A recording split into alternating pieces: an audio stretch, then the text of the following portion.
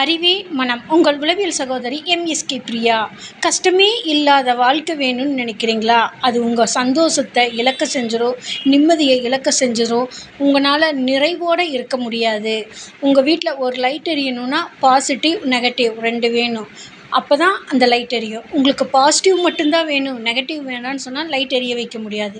அதே மாதிரி உங்கள் வாழ்க்கையில் ஏற்படக்கூடிய கஷ்டங்கள் உங்களை வளர்ச்சி அடையறக்கான ஒரு வழிகாட்டுதல், ஒரு உந்துதல்.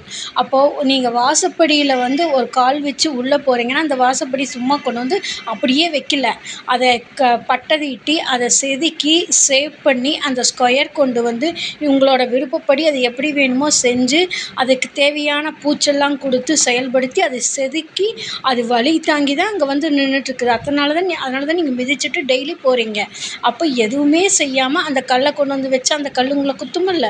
அதே மாதிரி நீங்கள் வாழ்க்கையில் ஜெயிக்கணும்னா நீங்கள் கஷ்டப்படணும். அந்த கஷ்டத்தை எப்படி அணுகுறீங்க, எந்த மாதிரி சூழலில் அணுகுறீங்க, அதை சுமூகமான முறையில் வெளியில் கொண்டு வர்றதுங்கிறது தான் உளவியல் வழிகாட்டுதல்.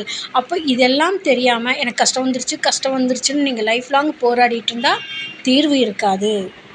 ஏன்னா கஷ்டம்னு புலம்புறவங்க என்றைக்கு புலம்பிக்கிட்டே தான் இருப்பாங்க. அதுக்கான தீர்வை தேடுறவங்க ஜெயிச்சுக்கிட்டே இருப்பாங்க.